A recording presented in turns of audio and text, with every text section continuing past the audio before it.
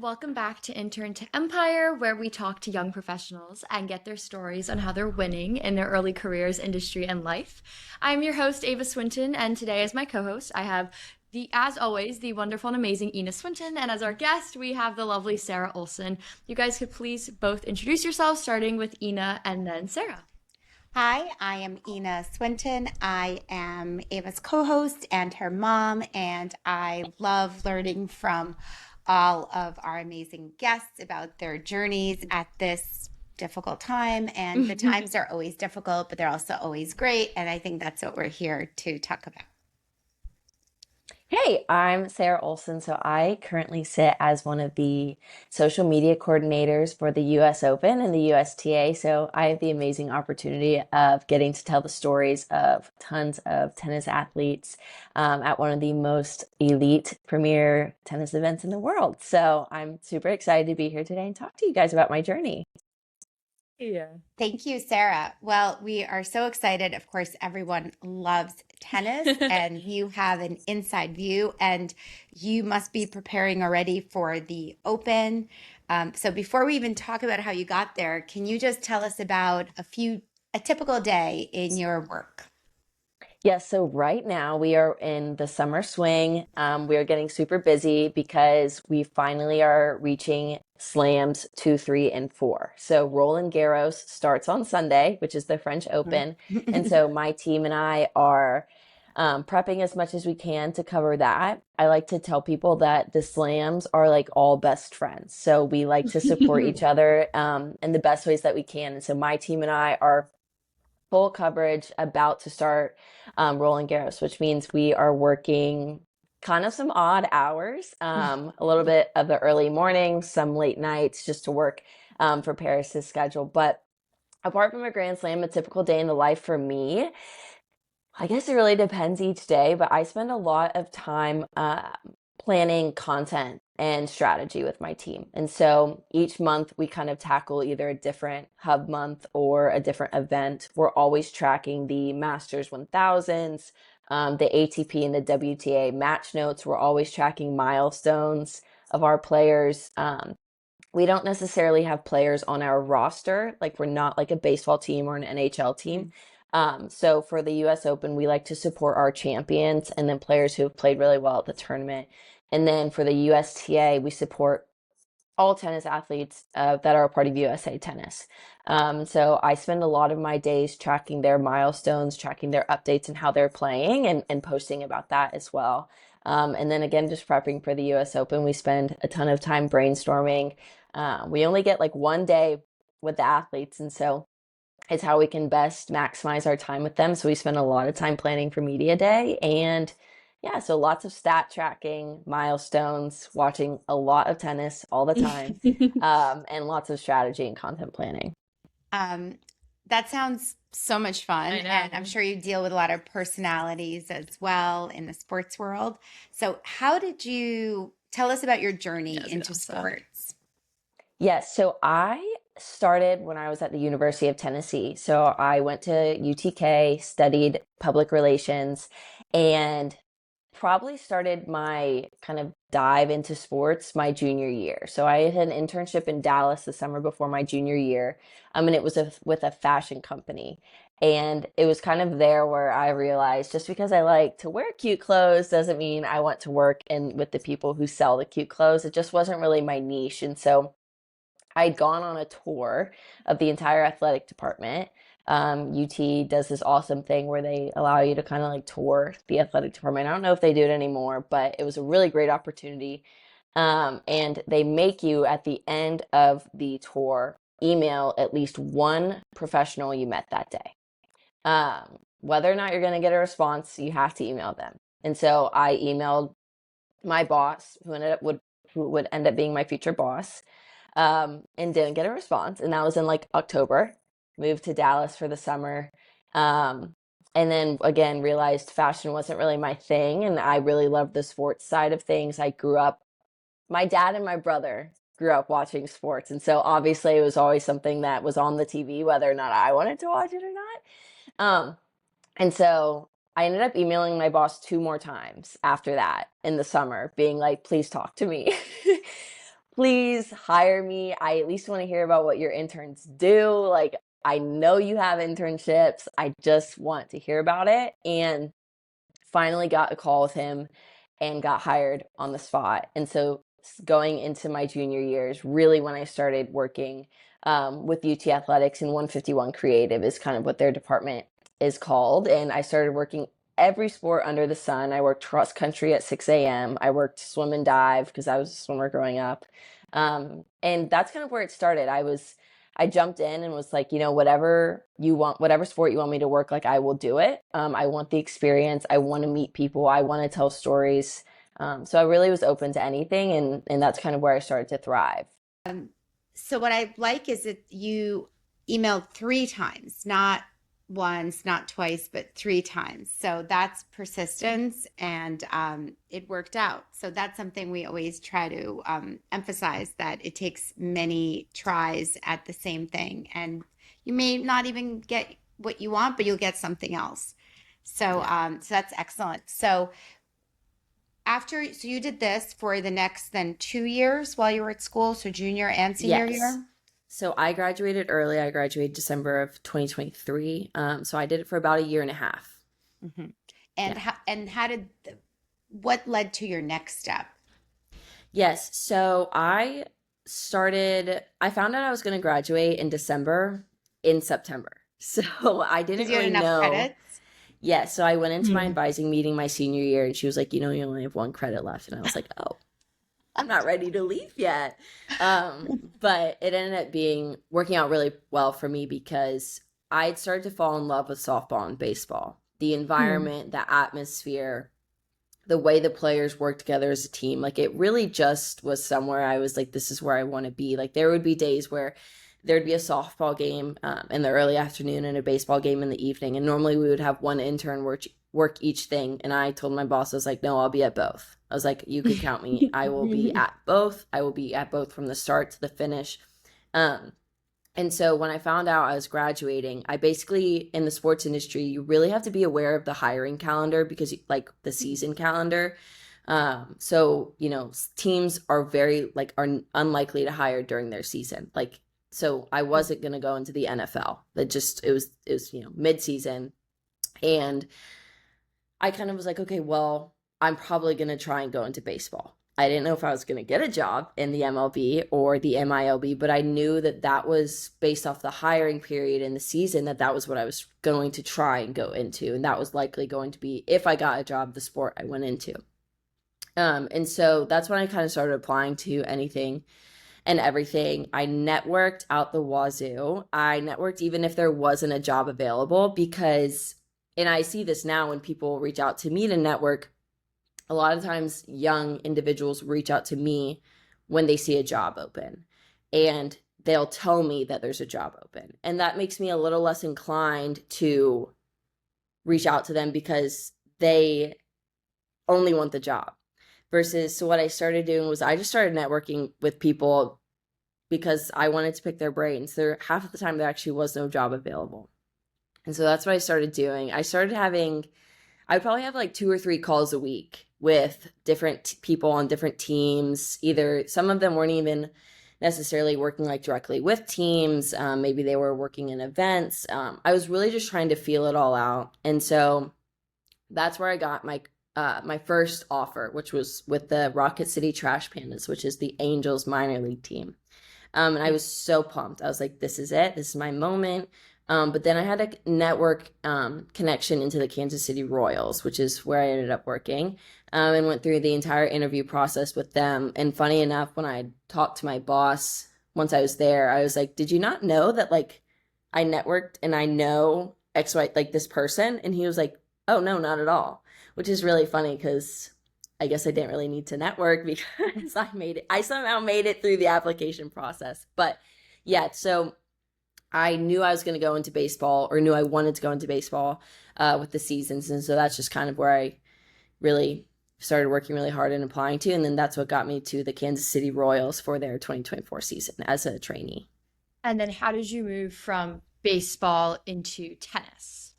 Yes. So similar networking thing. As soon as I got to the Royals, I continued to network. I knew my position Huh. with the Royals was a contract and seasonal, so I knew it would come to an end. And I also knew I'm a little bit of a homebody. Like I love home, and so I knew Kansas City was temporary because it was far from home.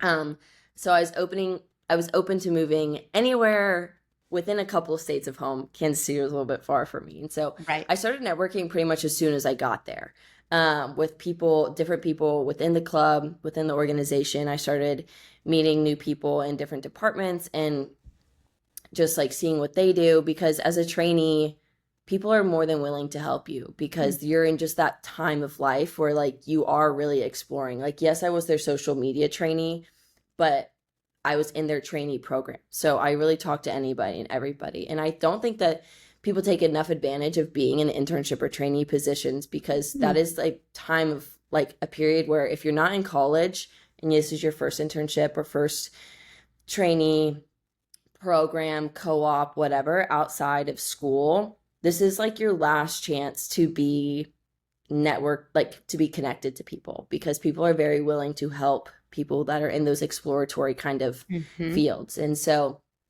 I never stopped networking. And I actually started applying to jobs pretty early on in this season because I knew that eventually like I would need something coming up. It didn't work out for me. That's just the job process. Um, Getting into tennis was the most random thing ever. I'd moved back home after the baseball season was over, and that is when I applied for my job that I currently have now. And I credit my boss right now is a Kansas City Royals fan. Grew up in Kansas City, is from Kansas City, has even worked with them in the past, and so I was like, okay, this is everything's adding up. The pieces are making sense as to why I got an interview, is why I made myself through.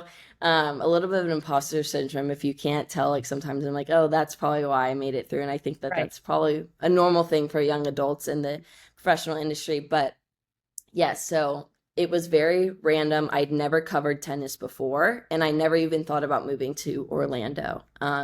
But I applied because I was truly open to anything, and Orlando is close to home for me. Um, and so yeah, and I went through the entire interview process, and that's kind of just what landed me here. I actually had no networks, no connections at the USTA or the US Open. It was a very, very random application. That's amazing. So actually you applied to this organization without a person. That was Correct. an application you did because you saw that it was available. Yes. So I had That's no really one pushing my resume through. I hmm had no one sharing my information. It was the most random job application I had sent in. Right. What's interesting though is because all those other meetings had prepared you to be Yes. confident to speak. So and even as you said, um, you never know that little connection. Like somebody said, "Oh, it's Kansas City." So you never actually know until you put yourself Right. forward what, what little tiny spark of connection you might have with someone.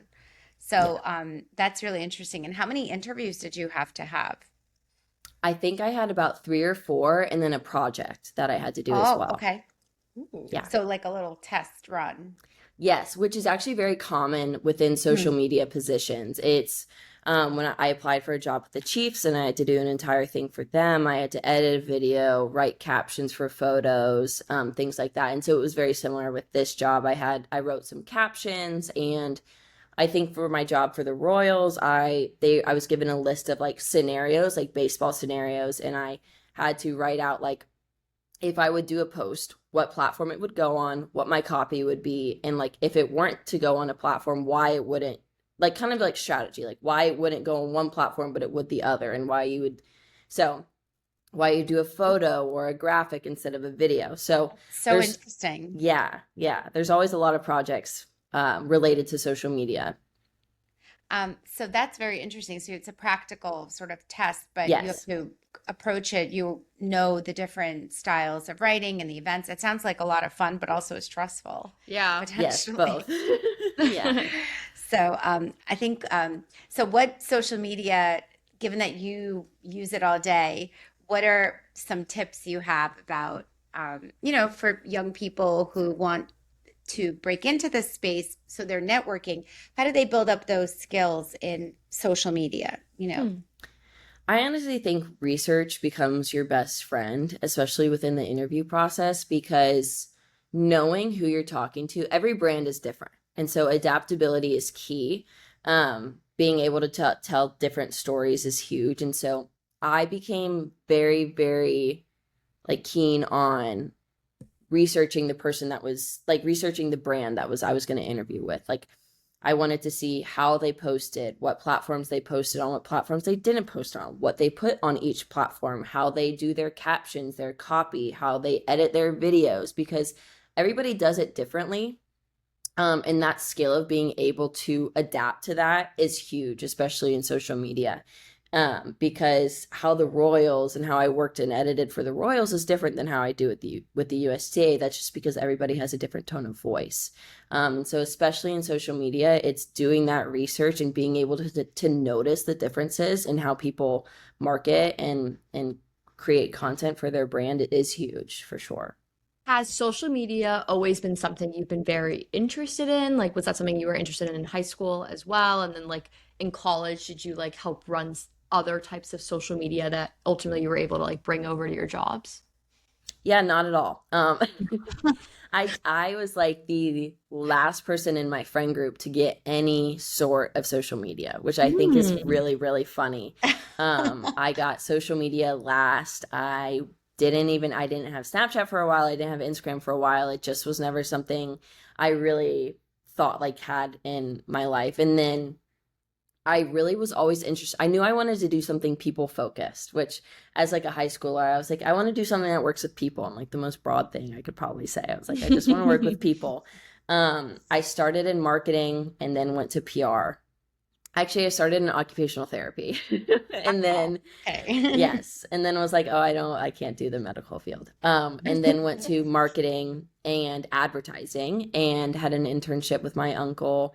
And then went to PR because I love writing. It is something that I just love to do. And PR has a little bit more of a writing focus and a people focus. I never thought social media would really be a thing. I never held positions like I was the well, no, okay, vice president of operations for my sorority. So I I was didn't do gonna wonder marketing. if you like did stuff with your Yes, sorority. no, not at all. I was the vice president of operations, so I did absolutely no marketing. I didn't really participate in that side of the recruitment process either. It really was the most random thing that I got this internship that was a PR internship for this clothing brand in Dallas. And then that's where I really started diving into social media, and then diving into sports. I was more interested in sports, I would say, than I was social media. Um, I knew I wanted to tell stories. I just didn't know the medium that I wanted to do it in. And once I moved to Dallas that summer was when I was like, okay, like this is pretty cool. And that's when I figured out I wanted to do it in sports and was like gonna kind of work my way into it. So I would say my first internship with Tennessee, I didn't really like have like, oh my gosh, I really want to go into social media, but my boss just kind of opened his doors and was very, very like graceful and giving and teaching me. And we took multiple days just to learn each platform because I never had Twitter. I didn't like Twitter. I didn't want to have a Twitter, but it was the very first platform I ever worked on at UTK for the athletic department. And so just took a lot of like learning, especially because again, it wasn't something I really grew up with either. Um, it's interesting the way you describe the job of a sports social media um, person, executive. It sounds really exciting Yeah. because it makes, you know, you're a reporter really on the Mhm. ground, and then, you know, you go, you see these games, you deal with um, the different issues that come up, and then you have to choose the media where you put it. I mean, it sound really, I didn't necessarily see it that way, like before that. It sounds very exciting. You're right on the Well, ground. just think about how much like content we see like after a game. Like I think about like Right. okay, the Knicks game last night or 2 weeks Mhm. ago. Like think about all the game content you see on these platforms Hmm. that probably incline you to a go buy Nick's sweatshirts, or like it's Right. ultimately helping them make money or go buy tickets. So I think it's Yeah. so important, especially the way the content is ingested And it's now. really so dramatic, right? You have these personalities and they have talent and they work hard and there's competition. I mean, it really combines all the elements of what makes a great story. So to tell those stories is really exciting. So can you tell us about your so when you were in high school and you said you had an internship with your uncle? So in what was that like? So you was that a small business or what kind of internship was that in high school? Yes. So I lived in Ohio the summer going into my senior year, sorry, summer going into my freshman year of college. So it was kind of a very transition period for me just to really see what I wanted to do. I also wanted to see if like this was something I would be interested in. And it was advertising, and it was specifically political advertising. And so it was a lot of, I did script writing for their commercials. And then we had some shoots that I went on. So I was kind of helping with production on the shoots, like very, very low effort tasks that, an 18-year-old can do, of like timestamps and things like that, and organizing and whatnot. But it was actually there where I was like, okay, I know I like writing, but I cannot write a political commercial script. That is not where my skills lie. Um, I wanted to be writing something like press releases and things like that. And this was very much more advertising focused, which it was there where I switched my um, major from advertising to marketing. And then that's where, with my uncle, I really started to dive into the more marketing side of his company, and working on shoots and the kind of the product of the shoot, and media buying, where it would go, and stuff like that. So it was a very like exploratory internship, and I'm always so thankful to my uncle for just like opening the doors to do that, because I truly had no idea what I wanted to do. But I knew that this was probably something I wanted to do, maybe. And so he really just opened his doors to like let me explore and see what happened. And yeah, it was a really great just like learning experience, even though I don't do anything of that sort now. But Keep it an definitely open helped. mind. Yeah. Do Yes, you very much so. so are you do you make plans? Like do you have a 1 year plan, a 5 year plan, a 10 year plan? How do you get organized about the future or your day? I would say past Sarah did as much as she could to try and make plans. Especially once I found out I was graduating early, and then especially also having a seasonal position can be kind of tough mentally. But I actually realized what is tougher mentally is not having a seasonal position and having Hmm. a position that has no end date necessarily. Like having my position I have now is like, it's my first kind of big girl. I mean, I'm almost 2 years in, but it's my first big girl job, and it doesn't have a contract end date. And um, that's where I kind of had to stop making future plans, because as somebody who, I am very much a planner, I like to know what's coming next. I had to kind of relinquish that desire, that need, because it just wasn't helping me thrive, and it wasn't helping me be where my feet are. And social media and sports storytelling, you have to be where your feet are, because you have to be right with the story that's right in front of you. And I really had to learn that, because I would just miss stories or content opportunities that were right in front of me, because I'd have that side thought of like what's next. It's the first time in your life, and my friends and I, we talk about this all the time in post grad, it's the first time in your life where you don't have a big milestone. Like, you don't have graduation, you don't have spring break, you don't have summer break, you don't have a summer internship. Like, it is the first time in your life where you don't really have something super big to look forward to when it comes to like your career or what's next. And so that at like adapting to that was where I really just stopped making those plans, because I love what I do. I love where I am. My team is absolutely incredible, and just soaking in every moment with my team and the opportunities we have is where I learned to just like love what I do instead of trying to make plans. So I really had to give it up post grad, which was very, very hard for me. That's really funny until you're gonna have to start going to all those weddings.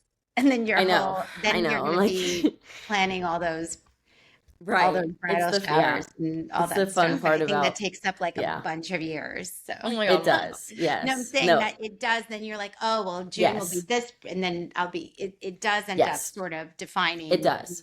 you're in a sorority, but it's gonna Oh yeah, Yeah. you're gonna have a million weddings. Oh my yes. God. I just yeah, and then I you need do. Yeah. I outfits and already do.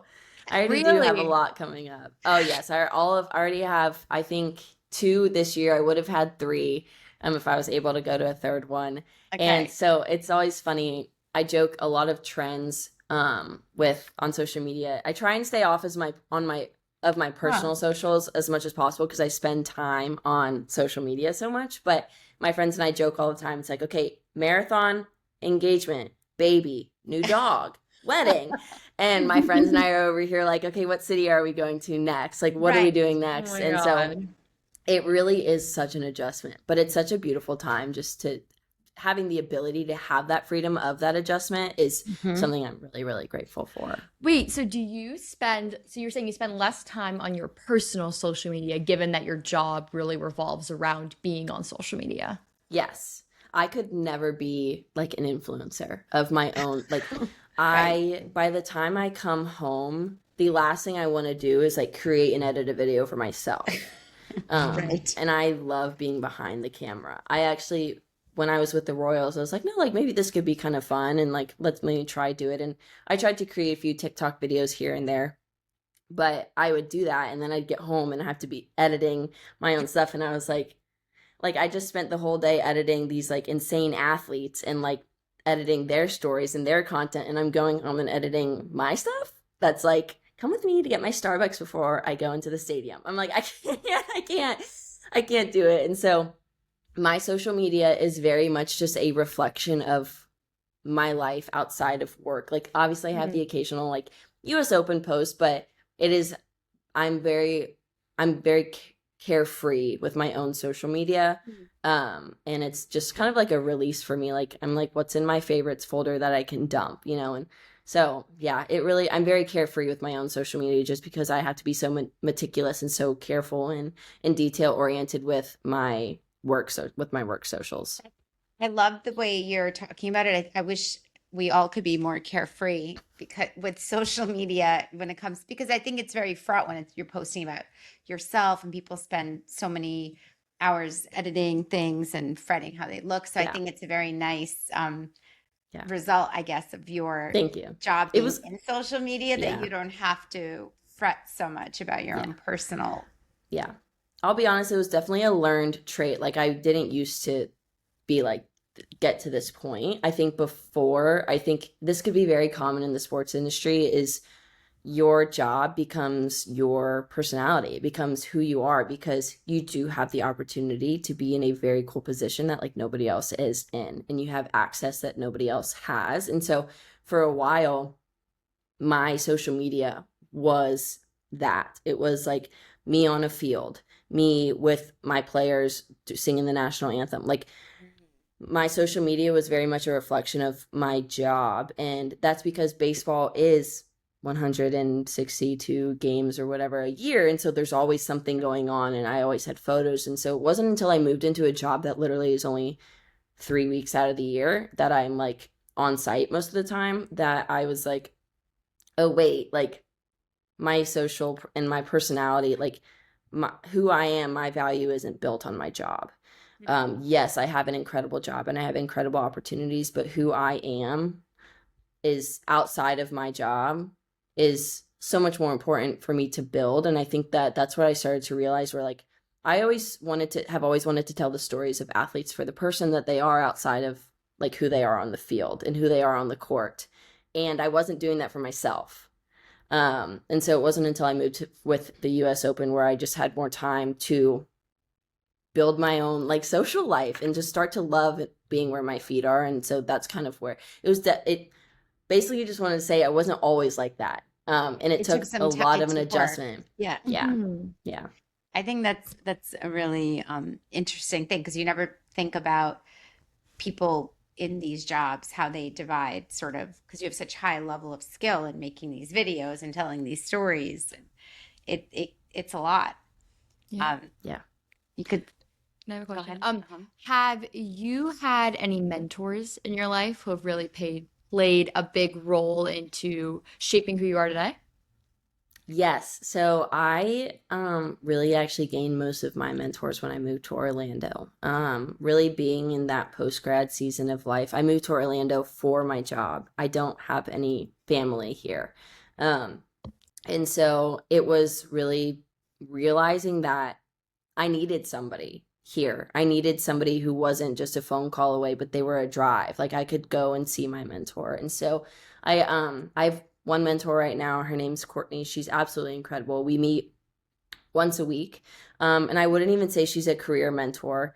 I think she really is just a life mentor. I like to call her my Orlando mom because she really helps ground me, which I think in turn makes me a better employee and makes me a more creative person because there is somebody here who is mentoring me and walking with me through every post grad season with me. And if I didn't have somebody to walk through those post grad seasons with me that are not work related, then I wouldn't be able to continue walking in those post grad seasons that are work related. And so I really never had any career mentors. I've always just been very driven, kind of in from an individual, like I'm a very, wow, now I lost my train of thought. I am a self-taught person. It's like I love to learn. The greatest career advice I did ever receive on a call with somebody was like learning how to learn. And so that kind of kickstarted that, like, this is something I have to do on my own. I mean, the sports industry is small. And so I networked with so many people, but I didn't really ever have just like one career mentor, really just life mentors. And I just networked and met so many cool people. But I really did it. A lot of what I do with my career, I did it all on my own. Um, but then outside of that, I have people who walk through life with me.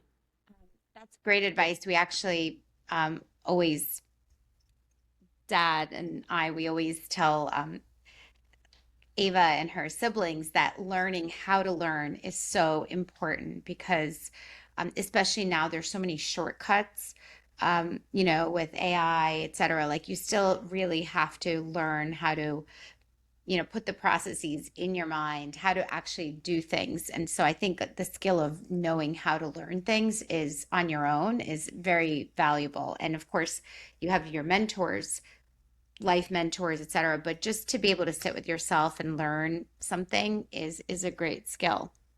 Totally. So, but your Orlando mom, how did you meet her? Okay. Yes. So I met my Orlando mom through church. So I became very involved in my community as much as possible here. And so I had mutual friends that introduced me to her. She actually has always kind of led and mentored high school girls. But I was like, great, I'm here. I need somebody, I need help. And so I just got connected to her. She and her husband both mentor a ton of young adults here. And so she just kind of took me in. I went out to coffee with her. And at the end, I was like, so will you be my mentor? It's like kind of a funny, like having to ask somebody to be your mentor, just like cross your fingers and hope they'll say yes. And um, so yeah, no, I just through mutual friends, thankfully got connected to her, and she's been such a blessing in my life and has really, really helped me continue to like walk with grace and confidence through a lot of what I'm experiencing here.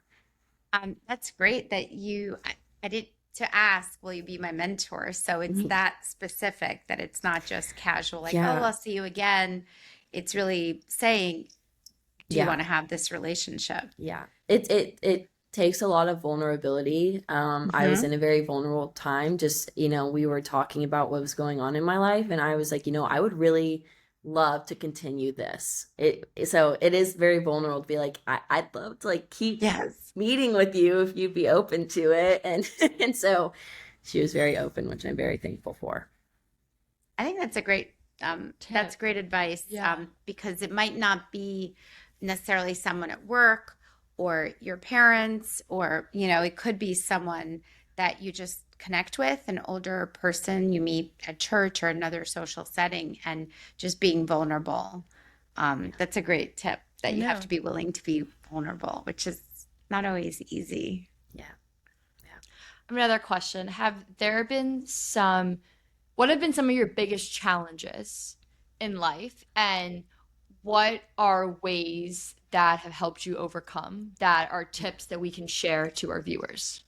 That's a really, really good question. I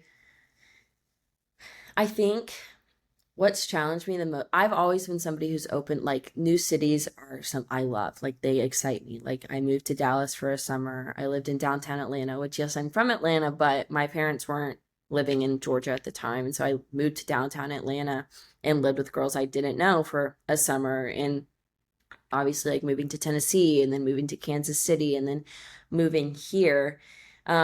It's always gone well for me and it's always been easy. And then it wasn't actually until I moved to Orlando that I probably had like my first time, like hard, life experience moving here. Like it wasn't easy. And it didn't all just come to me. And it didn't, my social life didn't just like bud out of all the people I met at work. In Kansas City, all your friends came from who you worked with. Like that was just the nature of it. We were friends with all the Royals employees were friends. And then we were friends with Chiefs employees. And like, so I walked into work and immediately had like 20 friends and it was amazing. And so it wasn't the same here. And it took a lot of work. It took a lot of being like a yes girl, is what I like to say. Is like I had to learn to be a yes girl. In Kansas City, I said yes to everything. I was like, yes, I am always free. I want to do this. And it opened up a lot of doors for me, like going to concerts with friends and being there plus one to a Chiefs game. Like it is, but it wasn't like that here. And I really had to, I like to say that it was hard for me to be where my feet are when I didn't feel like my shoes fit. Like I felt that times where my shoes were too big, like I didn't fit in here, and there was so much there's space to fill that I didn't know how to fill. But then there are some times when I was here and my shoes felt like they were too small. Like I felt like I had outgrown the place that I was in currently in Orlando. And so honestly, moving here is just the first time even though I was closer to family, it just wasn't easy. Like life just wasn't easy. And everybody is in a different stage of life here, and I'm not used to that. I mean, we all grow up being in the same phase of life as people. Mm. In high school, everyone's in the same phase of life as you. In college, everyone's in the same phase of life as you are. And so when I moved here, and it's not like where, my friends and my brother and everybody lives in their cities where people are still actually in the same phase of life. In Orlando, it's just very different, or at least it was for me. And I know everybody's experience is different. And so that's where I started to really struggle to be where my feet are because, like I said, I didn't feel like my shoes fit. Like that was kind of the analogy I liked to use is that, again, it was hard for me to be where my feet are when I didn't feel like my shoes fit. And so it really was just, I learned a lot about myself. And I think that sometimes is the best thing that can happen, not only for you personally, but for you professionally as well. Because as you continue to learn more about yourself and you continue to grow, you're not only growing as a person, but you're also growing as an employee and you're also growing as a professional. Because as you improve and as I became more confident, I talk to my brother about it all the time. He and I both have really grown to just be really confident in our own skin and where we are, and we're getting involved in our own communities in our own ways, and we're doing things that make us happy, and we tell each other all the time how proud of each other we are, that we really have become these individuals that we've become, but it was never easy. And so I think in turn it's made both of us better professionals, not just growth in who we are as people. And so I really don't have like just straight up advice for like how I got through it, but just that I kept walking. Like I just kept going through it and I just kept kind of learning along the way. Like I said, it was really just the first time I didn't know. Like I was like, I don't know what I'm doing. And that's okay. And I think as somebody who doesn't like to struggle, it was just learning to be okay in the struggle and learning to be okay in the challenges. I don't like that. I don't like it at all. But it was really, really something I had to learn and adapt. And I think the adaptability is a huge skill that post grad professionals should learn and need to learn, because you just have to be flexible. Like, it's such an odd time of your life. And so, yeah, just adaptability and flexibility, and being okay in the challenges and being okay in the struggle was something that really helped me continue to push through, for sure. Um, I think the keep walking. I like that. Yeah. You just have to keep walking. So Keep going. you know, have to be, if you're not confident, you just have to believe that you will be confident and keep on Yeah. walking through the struggles. So, and that's really in any tough project, you know, in anything you're doing in life, like just taking that one step is always gives you energy to take the next Yeah. step. So you just can't give Absolutely. up. I mean, same if you're performing and, you know, something doesn't go exactly how you planned, you just keep on, you know, you finish the song, you go through your, you know, you've got to keep on going through the project. Yeah. So it's like having faith that, you know, you're enough and that you can Yeah. keep on moving. Absolutely. So Yeah. that's really great advice. What is your brother, what kind of field is he in? Like, how do you, He's an engineer. Yes. So okay. very different. We're very, very different, but we're very, very close. So he's a smarty pants in the Ah. engineering field. Oh, It's nice to have siblings, I think, right? Most of the time, so nice. all the time. All the time. Ava Yes, has, for How many sure. years are you guys apart? We are 2 years apart. Yeah, that's the same how Yeah. I am. So Yeah. fun. Anyways, next question.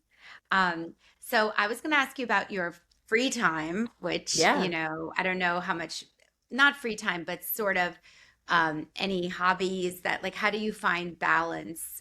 It sounds like you do find balance in your work, in your personal life.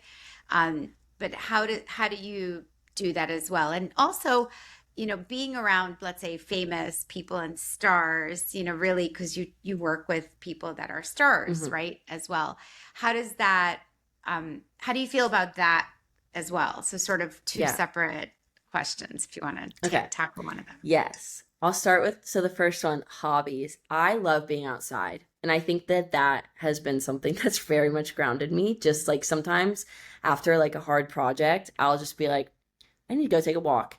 And I like, it's sometimes I think it's funny to call like walking a hobby, but I go on walks all the time. I blare my music or I listen to a podcast and I just walk, and it really recenters me. I've also picked up grandma hobbies, I like to say. So I picked up needle pointing. I like to do things that just don't require me to be on my phone, because that is literally my job. And so I have picked up things that don't require that. So needle pointing, you physically cannot have something Right. else Your in your hands are busy. hands. Yes. So I picked up needle pointing, and then I just loved going on. I love going on walks with my friends. And I've gotten very involved in my community here. So I am a Young Life leader, which is a student ministry. And so I lead a high school here in Orlando. I lead 10th and 11th grade, well, 9th through 12th grade girls. And I mentor two of them more specific, like closely. And it honestly just fills my cup up, because I always say, like, if I could be the person for them that I so wish I had when I was growing up, somebody who is, they think I'm so cool. I'm like, thank you so much. I'm really just a normal postgrad girl, but um, just somebody like younger than your parents, but Mhm. like older than your older sister. So I have really gotten involved in that, and so I am always at their lacrosse games. I was a volunteer lacrosse coach for a junior varsity season this year for fun. I played lacrosse for like a couple years growing up, and so I just like hopped in and was like, sure, I'll be moral support on the sidelines. Like, I'll be the bench coach, whatever. Right. So I've gotten involved there, and that's actually where Young Life is where I've met some of my closest friends here in Orlando. There are leaders that are my age and kind of in that similar phase of life. And so those are kind of things that keep me busy. I'd say my community keeps me very busy, and I'm very, very thankful for that. And then again, I just really try and keep myself active. And then occasionally my grandma hobbies. So yes. And then working with people who, it's funny because they're really just normal people. Mhm. And it took working in baseball to like realize that is like I went in, I had my brother and my dad being like, "Oh my gosh, you're working with one of the best players in the league. Like that is so cool." And it's funny because like before every game there are people lining up for autographs, and but then at the same time, like we had an event like in called, now I can't remember what it's called, but we had an event where it was a celebrity softball game, and I was talking to one of the players that was like around my age at the time. It's His name's Bobby Witt Jr. He's like one of the best players. He's incredible, but he's also just like a normal person. And I was like, "Oh my gosh, Bobby, did you ever watch Austin and Ally?" Because I think her name's what, I love Laura that show. Marano, I Yeah. think. Okay, so she was at the celebrity softball game, and I was like, "Bobby, did you ever watch Austin and Ally?" And he was like, "Oh my gosh, yeah, like that was one of the shows growing up." And so it is just kind of funny, like they are normal people.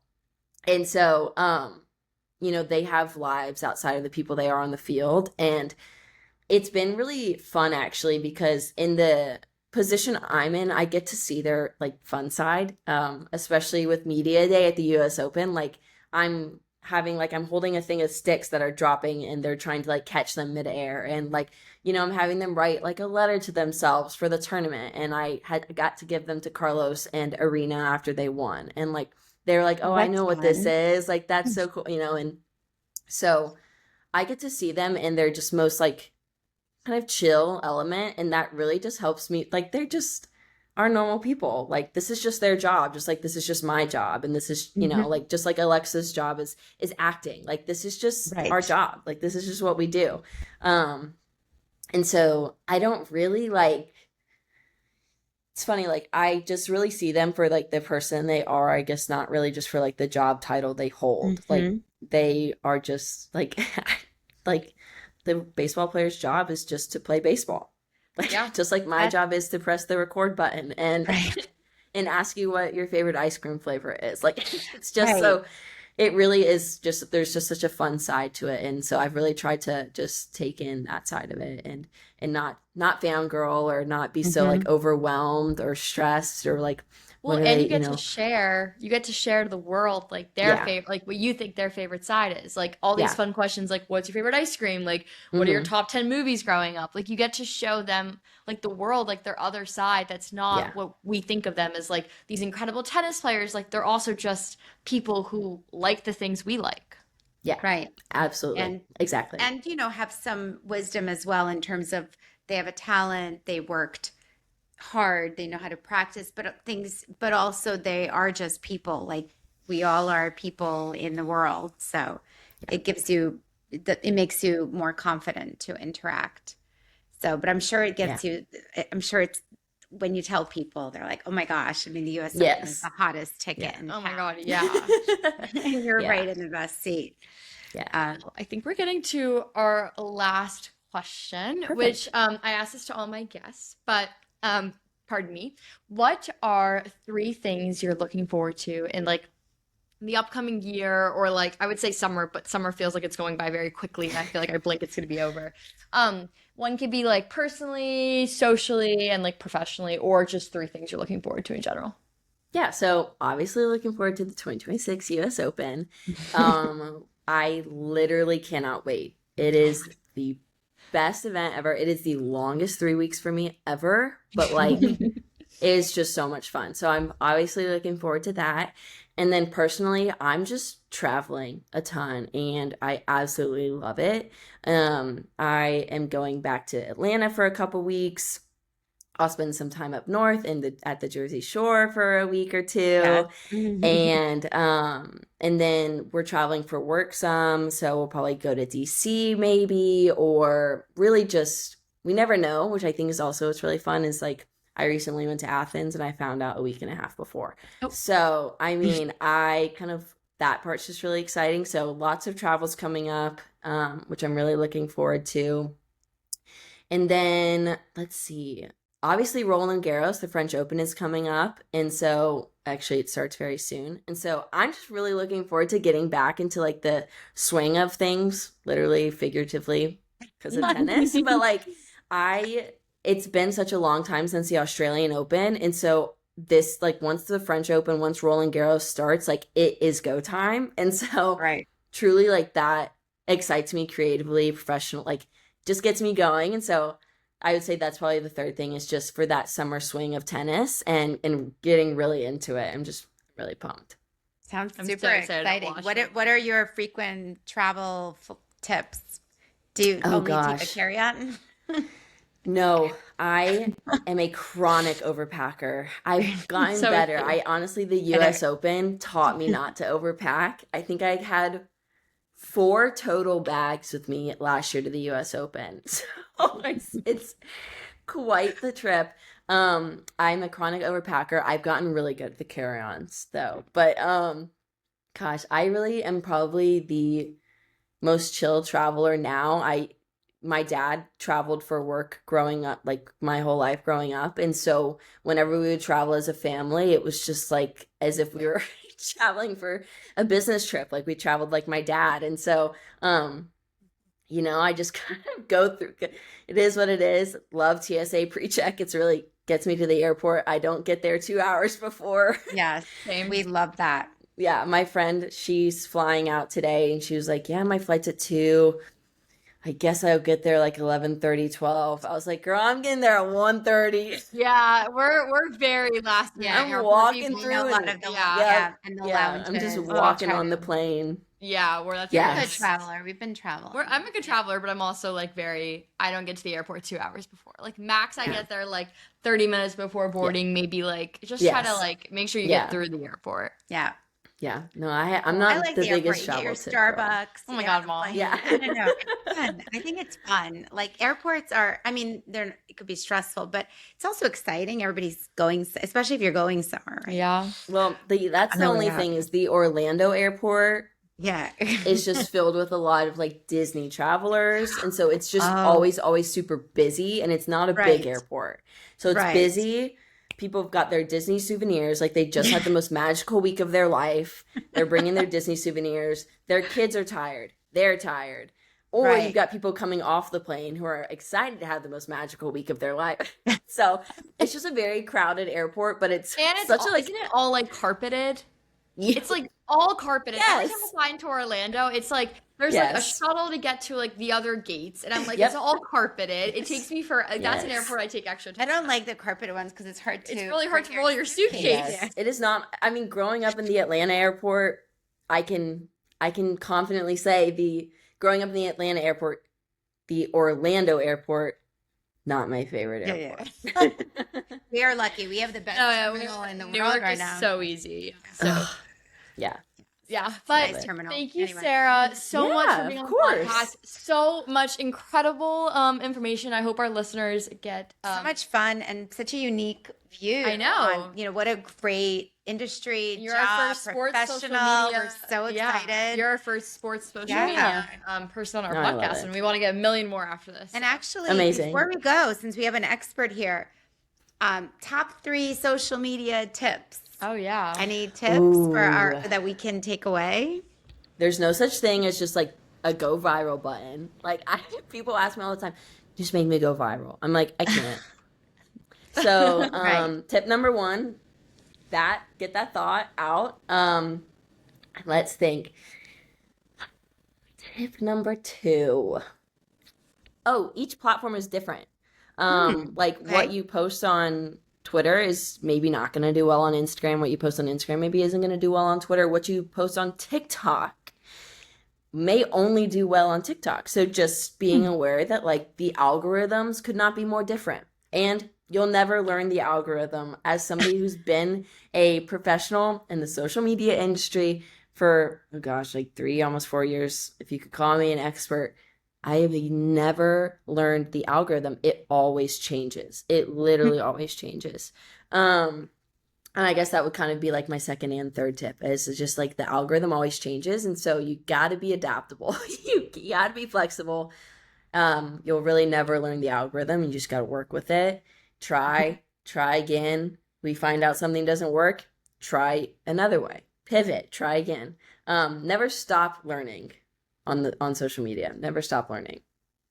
Love it. This is great. We Well, got top professionals. thank in you here. so much, Sarah. Yeah, Thank you, of Ina, course. for being an incredible co-host. And this is episode 21. So thank you, Yay. Intern to Empire watchers and viewers, for tuning in. Thank you, Great. guys. Thank you. Thanks, guys.